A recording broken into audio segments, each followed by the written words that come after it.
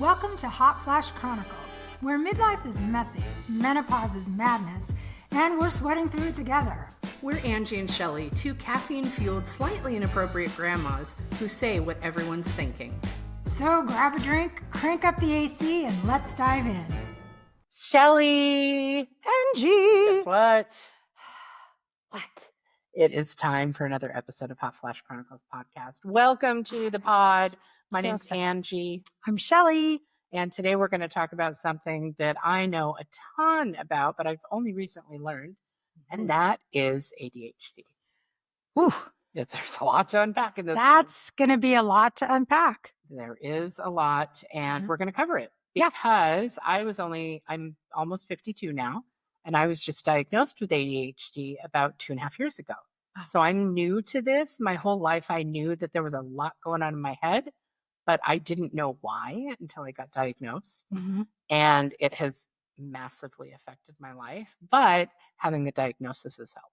Yeah, it always helps to be able to kind of put a name on something and then say, oh, okay, I know what that is. Now, what do I do? How can I work with this? Right. So I just recently learned that I'm neurodivergent. I like to call it neuro-spicy or neuro-sparkly instead of neurotypical. I'm also on the spectrum, and I have menopause. So I'm a triple threat of what the fuck is going on in my head. The trifecta. Yes. So one of the things that you and I were discussing about ADHD that I don't think you knew the term before is something called body doubling. There are lots of things that come along with ADHD. We all know that it means you're easily distracted and you have a hard time staying on task and you're very squirrel or shiny. But there are things like RSD that we can talk about, body doubling, some different things, and also ways to cope with it. Mm-hmm. So how did you interpret how I explained body doubling? I'd love to hear what your take was, because you're not ADHD. No, I wouldn't say that I have that. I'd say I have the modern life kind of pulls me in different directions, but I'm always able to refocus and get back pretty quick.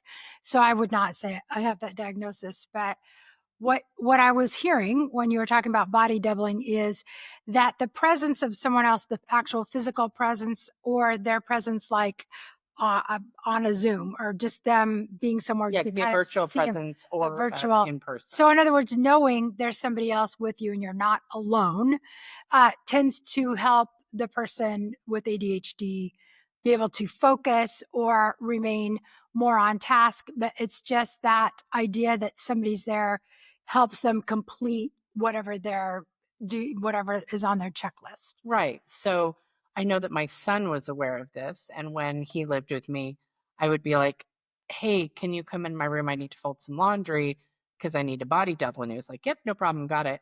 And what body doubling does, you don't have to help in the task. You don't have to converse with me. We don't have to talk about the task. I just need somebody there. I'm not sure why that is that way with some of us neuro-spicy people, but I get a lot more done if somebody's in the room. Mm-hmm. So the reason we wanted to do an episode on this is we've had a few of our listeners say, have you guys done an episode on ADHD yet? Because we had not. And I think actually they've turned it all into just ADD, just like they took away Asperger's and it's all just on the autism spectrum. Yeah. They took away the Asperger's. Yeah. The other one, the other big piece of ADHD that I have is called RSD. It's rejection sensitivity disorder, which means I'm usually totally convinced that everybody's mad at me. Aw. I always think that like, oh, she's mad at me or have I done something? So what's the condition when everybody actually is mad at you, but you just don't give a shit? Because I have that one. Menopause. Okay. Okay. It's just being over 40 and being a woman. Right. Probably.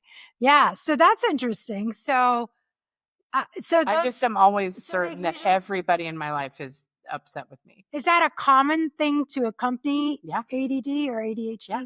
Huh. Yeah. So we also have object permanence with people. So you know how kids, like, if you take the doll away, they kind of forget that the doll exists because it's not in their line of view. We have that with people.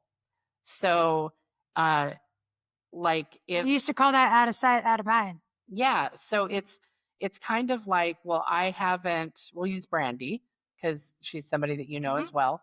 Like if I haven't seen Brandy or heard from Brandy or gotten a text from her or seen something of hers on social media, my brain temporarily forgets that she exists. Mm-hmm. So then she'll pop up on my feed and it's like, oh, right, Brandy. And then I might reach out. But the way that this manifests is I'm really bad at reaching out to people. I'm like, hey, we should go to lunch, because if they're not right in my like line of vision, it's not in my mind that they need to be attended to, because you don't, not that you don't exist to me, but Mm-hmm. um They're just not in the forefront of your mind. right. Your mind is So on other stuff. I told a friend a few years ago, because she was like, I haven't seen you in a long time and we haven't gone out, da da da. And I said, I'm putting out fires and you just have to let me know that you're on fire. And I have been accused of being a bad friend because I don't reach out and like, hey, I miss you. How have you been?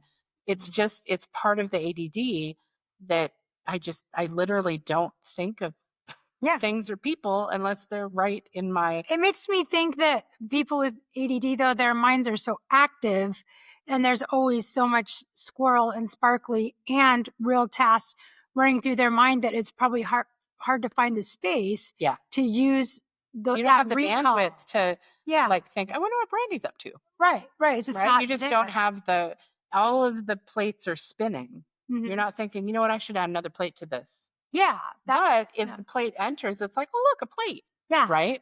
But you Yeah. don't think I should go seek out more plates. I have thought it might be a good idea for me to have like a note in my calendar every 3 days to say, reach out to 10 people. And then I could just randomly go, oh, yeah, this person exists. That's kind of a That good might idea. that might be a way to. Or even if it's 5, it doesn't, I mean, you could set whatever the number is that's a realistic number. Right. But maybe that would be Yeah. a strategy. I mean, I think when you get a diagnosis of anything, no matter what that thing is, it can be a health thing, it can be a neurodivergent thing. Whenever you get that, I think having a plan of action is part of what helps us manage whatever that thing is. Right. Like if you have cancer, they're going to come up with a treatment plan for how they're going to treat your specific kind of cancer. If you're trying to lose weight or something, you're going to come up with a plan for that. So it kind of makes sense that you would do that. And did you see somebody and get your diagnosis and then get some kind of counseling or some kind of treatment for that? How did that go? Yeah. So I was listening to another podcast that one of my dear friends hosts. Her name's Nikki. I hope to have her on this podcast. And she was interviewing a guy who I'm now friends with named Jason Marino. And he was talking about how he has ADHD.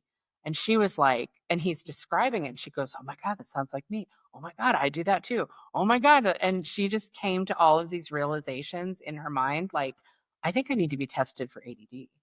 So I'm listening to their podcast and I was like, holy shit, I think that's me too. So I went to I was seeing a therapist for anxiety because I have panic attacks from my car accident. And I said, hey, I would love to get tested. Well, I went to my regular doctor and she said, you have to see Psychologist. like a psychologist or a psychiatrist for this. This is not something that your general practitioner will diagnose. Yeah. So I talked to the person who was managing my anxiety and I asked her to test me. And she tested me and she was like, wow, that is the highest score I've ever gotten. And I was like, oh. And she goes, no, that's not really the test you want to ace.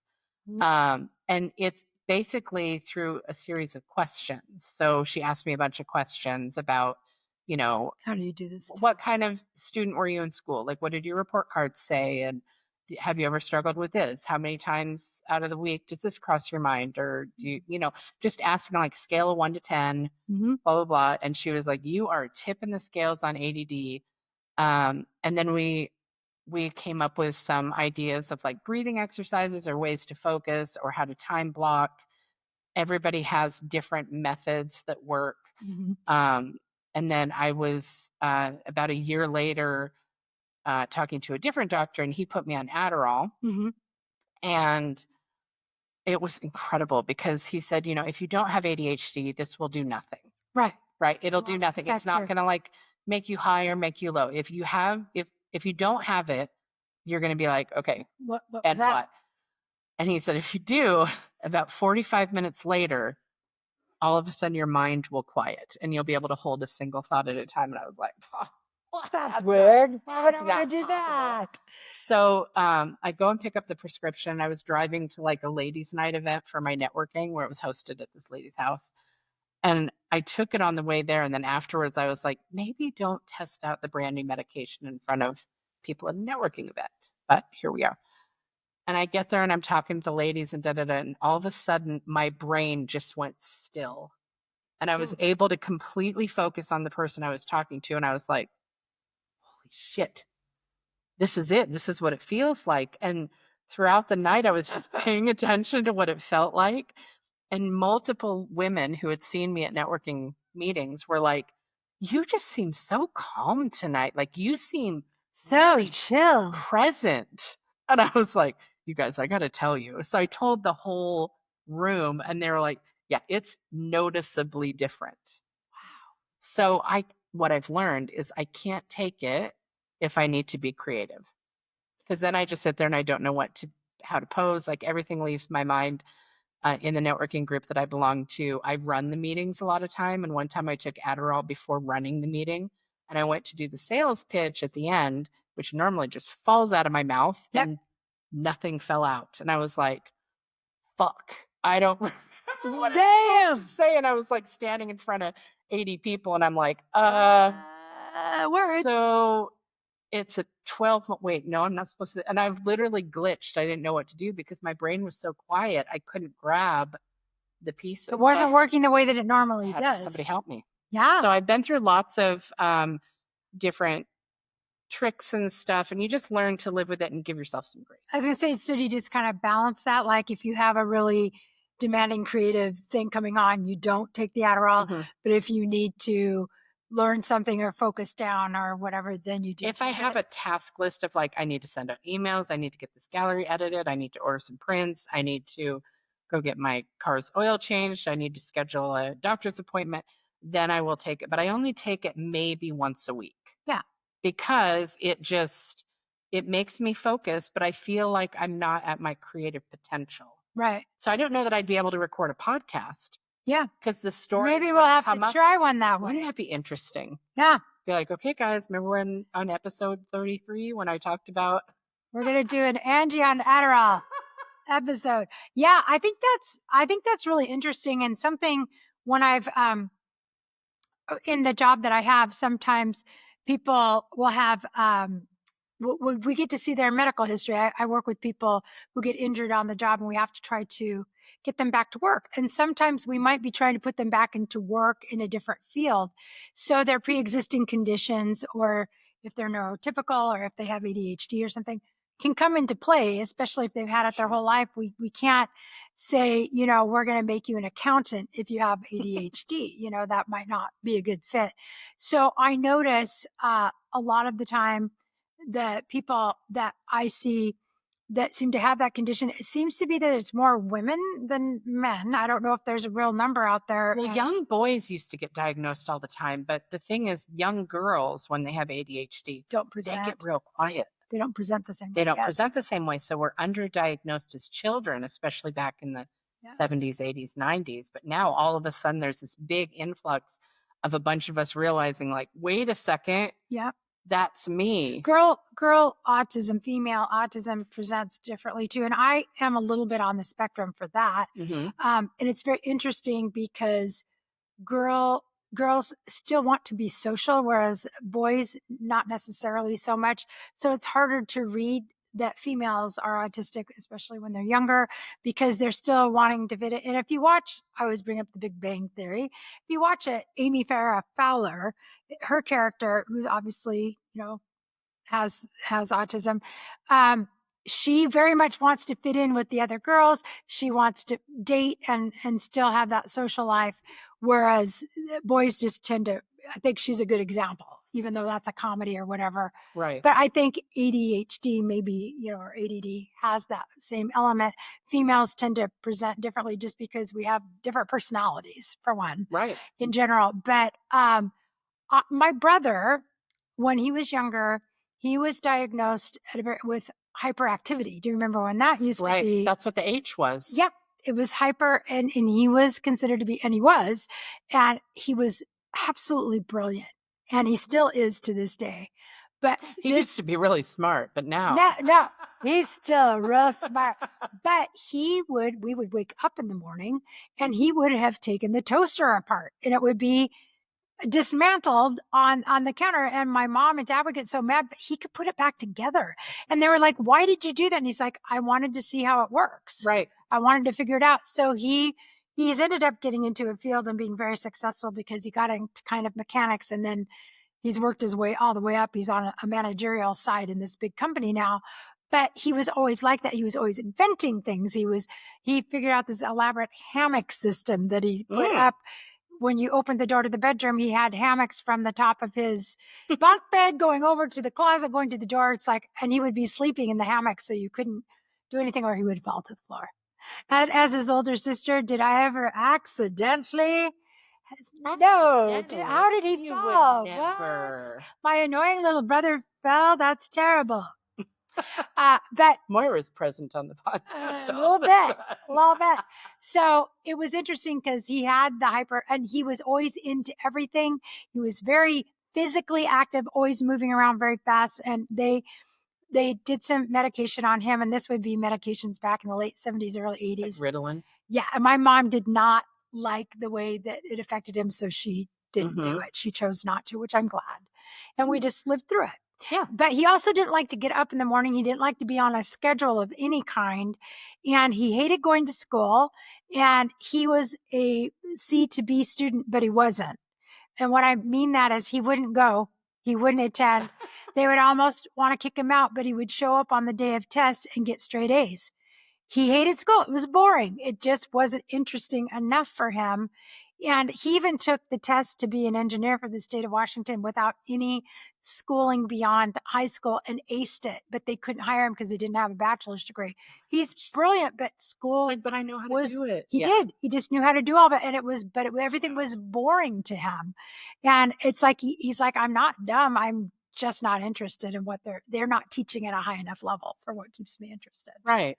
And I can say that just about every report card I ever had through my whole school life said something to the effect of Angie struggles to stay on task. Angie interrupts all the time. Angie is being social when she's supposed to be doing her work. What? Shocker. So interrupting and over talking is a huge marker for ADHD because I'm not really sure why, but we just blurt it, and it's not something that we can super duper control. Even if I'm sitting there, like there have been conversations that I've had with people where I'm literally in my head saying, don't interrupt her, don't interrupt her, don't interrupt her.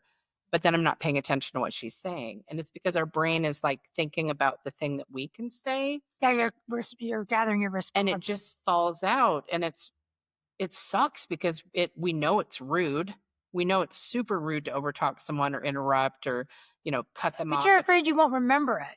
I don't know why we do it, but I think there's a lot of people. We know it's rude. We're not doing it on purpose. So as soon as I got the diagnosis and I was able to have a conversation with my whole extended family, because I know like throughout my life, like my mom has been like, Angie, stop interrupting. Or, like I've had people in my family that are like, stop interrupting everybody. It's like, I'm not trying to, and I literally can't stop. So it's such an interesting, there's so many interesting But I mean, again, when you have the awareness and you can tell people, then that gives them the ability to be more understanding and hold the space that you need exactly to be able to have these, conversations or relationships, And a lot of the time, ADHD and autism go hand in hand. Mm-hmm. So it's interesting that you can have, it's more common to have autism if you have ADHD, I believe, is my understanding. Mm-hmm. I also have a friend named Jen,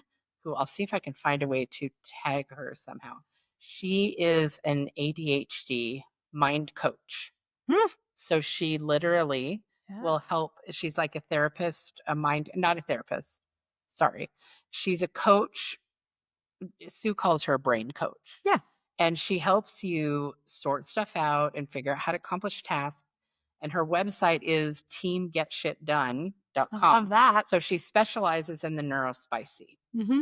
So she is somebody who literally can look at how you present in your neurodiversity and how to help you accomplish tasks or figure out how to create a system for something or whatnot. Like when I hang out with her, she knows that, like, okay, and here's how I'm going to ask you to focus. Like she's good at catching, like, Angie, come back to me. Mm-hmm. So her name's Jen Swedeen. She's amazing.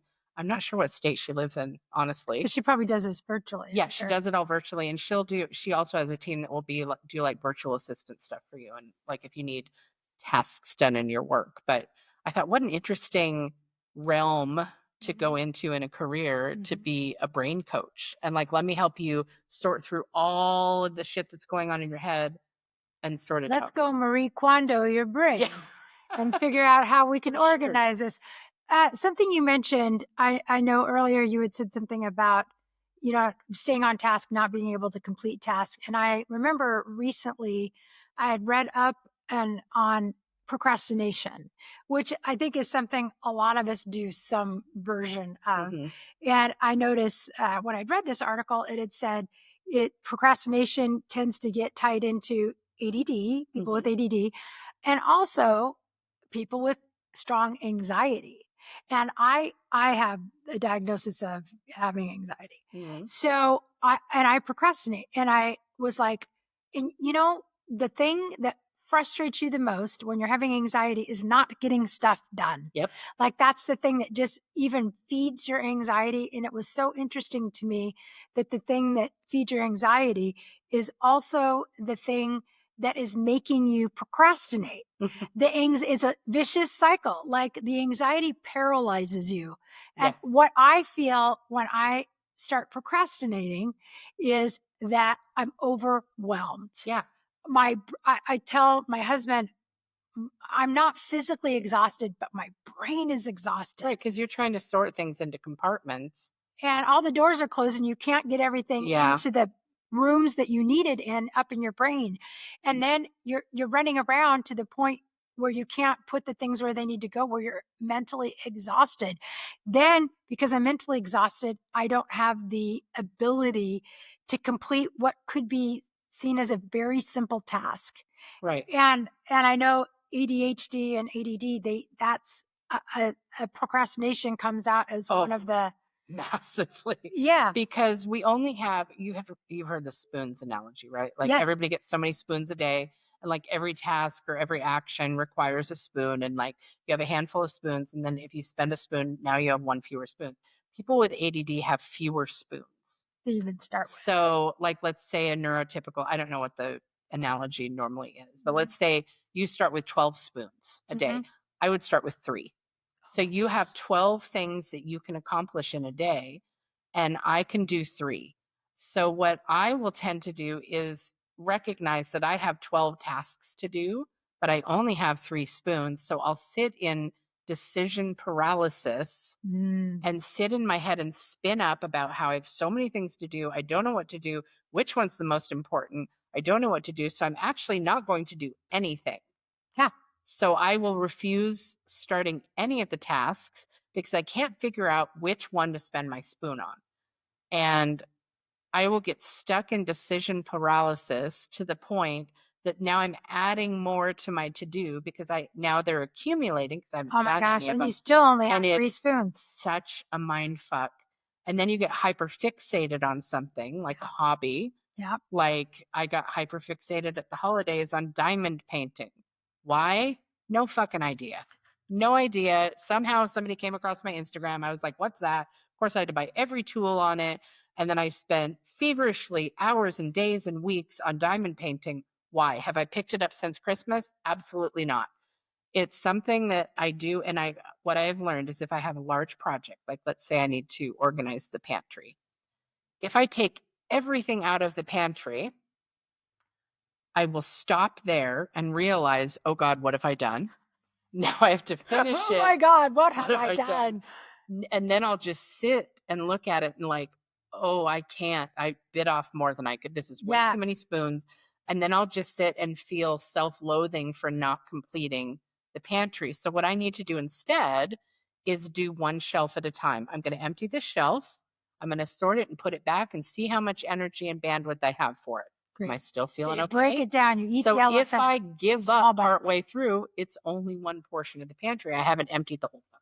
Yeah, you haven't created a bigger problem. Yeah. Yeah, that's really interesting. I know that my husband and I this last month have been going through a move, and we have had a garage full of everything you can imagine that you would have from the last 30 or 40 years of your life. I have stuff of my mom and dad's that was their stuff. And your mom passed 30 years ago, and you still have Yep. things that you're holding on for emotional reasons, which Yeah. makes sense. Well, there's a reason why I've avoided, because it's the decision paralysis. It's the emotion that's attached to these things. And so my husband wants to throw boxes in front of me and just say, sort this box, sort that box. But I told him, I designated which ones were what I called sentimental things, like the keepsakes, the photographs, Right. this and that. I said, if you put those boxes in front of me, that's where I'll be for the next 8 hours, because I'll start looking at all the pictures. I'll start going down memory lane. I'll start picking up the things that I remember from my childhood, and I will not get anything done. I said, these boxes need to go in the corner over there, and they are the last thing that I can do. If you want me to be productive, you can't, I won't get anything done on those, because there's a reason why I haven't went into those boxes for 30 years. So you cannot open with that. That's not going to get me anywhere. Right. So, and I said, I'm going to keep all those. I'm going to keep all of those. I'm not going to make a decision today about something I haven't been able to make a decision about for 30 years. So those are going to go in a storage unit. And then after we're moved and it's all done, I will go through one box at a time on Saturdays and figure out what it is.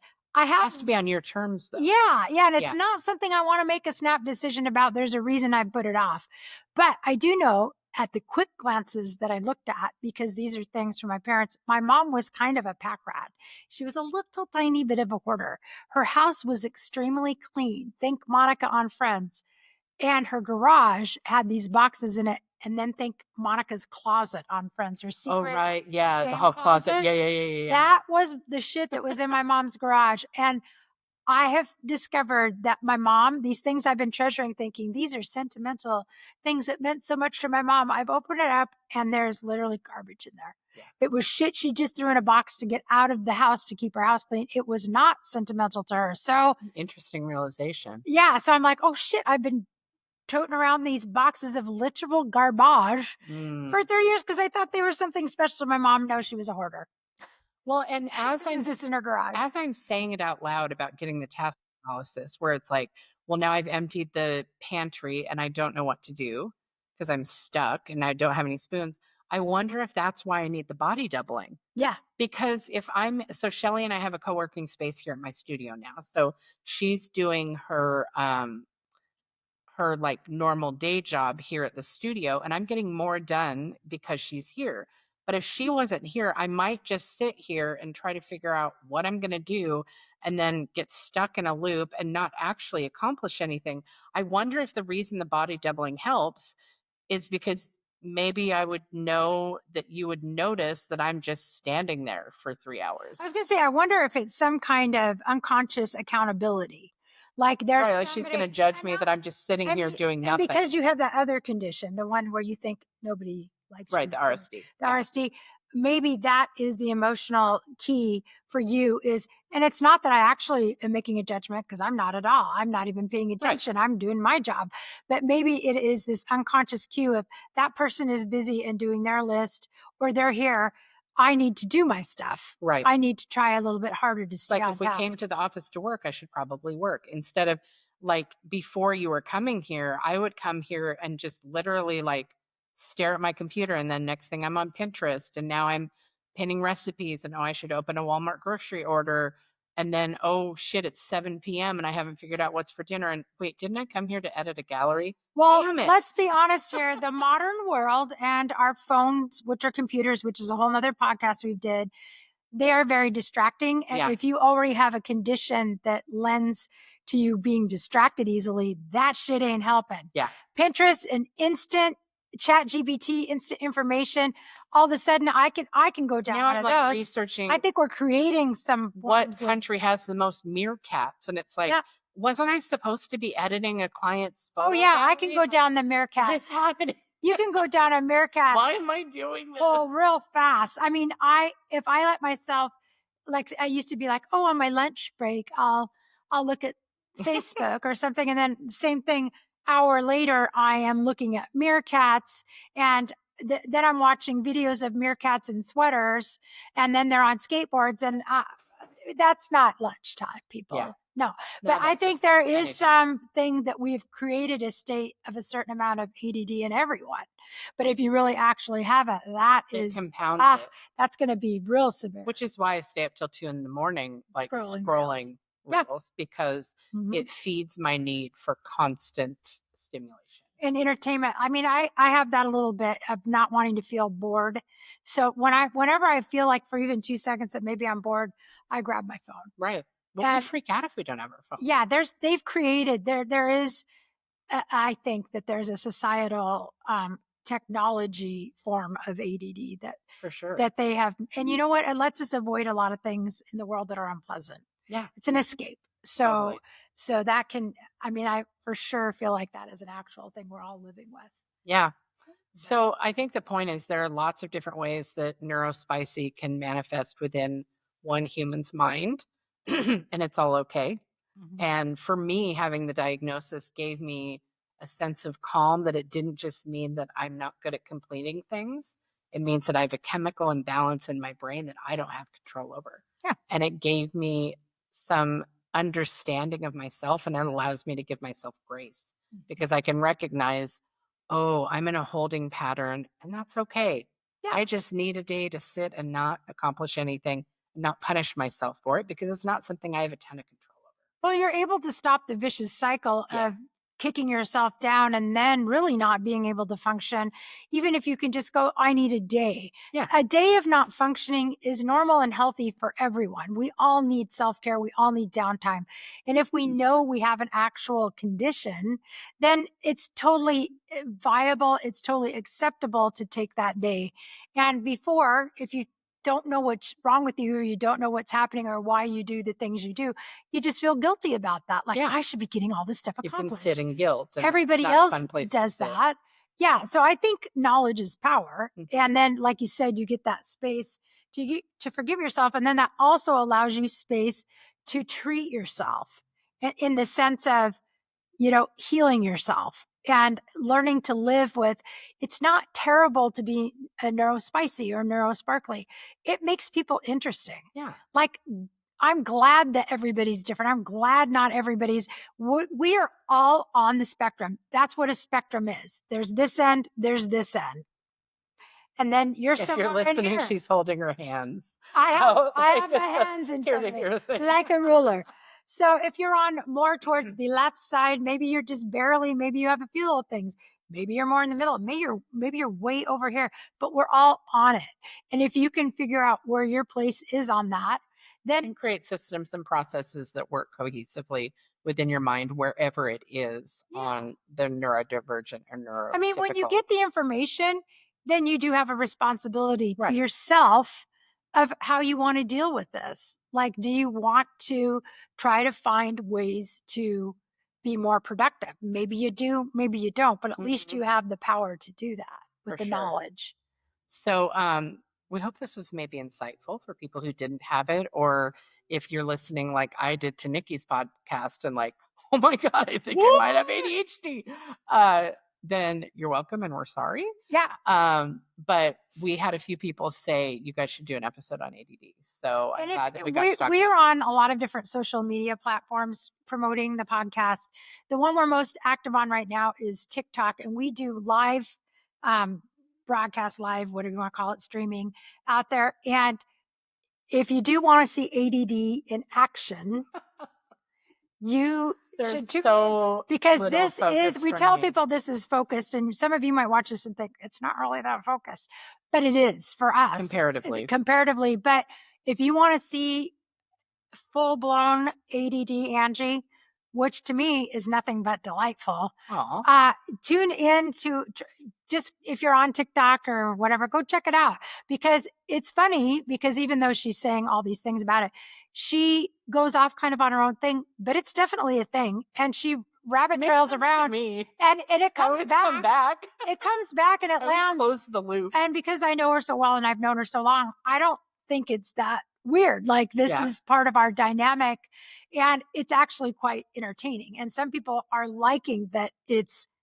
like that. Yeah, Some just people burst like into song a about little, every 3 minutes. they like the what we would call controlled chaos. So, Mhm. but it's like there's somebody happily living in their ADD, and it's we want to give a okay. couple shout outs to some of our subscribers on our Yes, channels. we So do.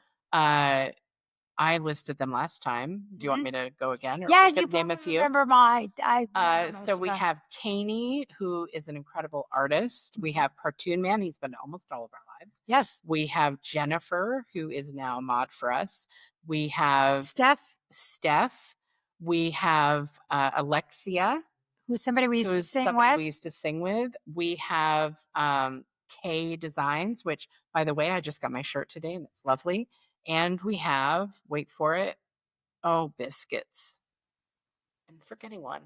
I know, because we just got 2 last night, so I think it's one of the new people. No, Caney and I'm gonna actually look it up. I'm gonna look on the phone, because we do not want to leave anybody We out. don't want to leave because we anybody are else. So Did I say Jennifer? you did say Jennifer. I said Jennifer. Jennifer, Caney, Steph, Cartoon Man, Alexia. Musical Phantom Goddess. What? That's actually Alexia. Oh, Ange. Ange. Oh my gosh, my own name. We can't forget Wow. Ange. Ange has been Sorry, supporting Ange. since day one. So we want to thank our subscribers on TikTok. We want to thank you guys for listening. If you have any ideas of topics that we can talk about on the pod, we want to hear that as well. Yes. Because we always love to hear what you guys want us to talk about. And that's how this topic came up. And as always, we're going to end with a couple rapid fire questions, because this is how we wrap our episodes. Shelly, why don't you go first? Okay. So if you had the choice of getting a very fancy designer outfit from a boutique, Okay. if it was that one item that you could wear to one event only, so we're saying fancy dress, or you could buy 10 outfits on Temu that would only equal $50. Okay. Okay. I didn't hear the last part. Yeah. I'm comfort over fashion. Yeah. So to me, the Temu one sounded more cozy than like a Dior or something. Dior. Like, I'm not a fashionista at all. 0% fashionista. Yeah. So that sounds more like your bailiwick. Bailiwick?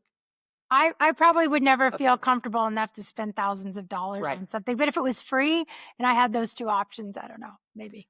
Okay. It'd be different. Okay. All right. In what city did you see the most beautiful sunset that you've ever seen? Oh, I'm going to go with Hawaii. They have incredible, beautiful, and I've been on Kona and I've been on 3 of the islands, Big Island. I don't know how to explain it. A tropical sunset, and you see the green flash, when the sun goes down below the line of the water. We saw that last time. So gorgeous. So I'm going to go with that. I don't know if that anything beats a tropical sunset. I love that. It's hard. It's hard to beat that. Okay. Yeah. Question 2 for me. Let's see. We've got to go with food of some sort. Obviously, we got to go food. Would you rather have a savory sandwich like tuna fish or a sweet sandwich like PB&J? Oh man, that's like Sophie's Choice. Those are like 2 of my favorite sandwiches. If I wanted to eat one right now, I would probably go PB&J. The tuna melt is like. Oh, I know. That's legit. Tuna melt, pickles on and onions muffin. and the relish and the I'm gonna go PB&J though. Okay. Yeah. All right. And then for you, are you more of an appetizer person or a dessert person? Appetizer. 100%. I mean, not that I don't like a dessert, but there's something about like a jalapeno with cream cheese in it with a piece of bacon wrapped around it.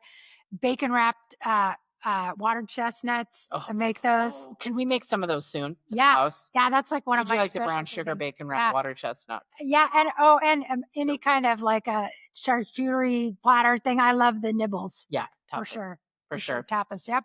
Okay, guys, this has been another episode of Hot Flash Chronicles. Thank you so much for joining us. And we drop every Monday and Friday. Give us a like, a follow, a subscribe. And if you could find it in your heart, we would love a 5-star review. I really will. And until next time, Angie and Shelly signing out. Bye. Au revoir. Ciao, ciao. Ciao. That's a wrap on this episode. If you laughed, related, or just need more, hit subscribe. Check out the show notes to find us on socials and YouTube and join our Patreon for exclusive extras. And remember, We're still hot, just in flashes.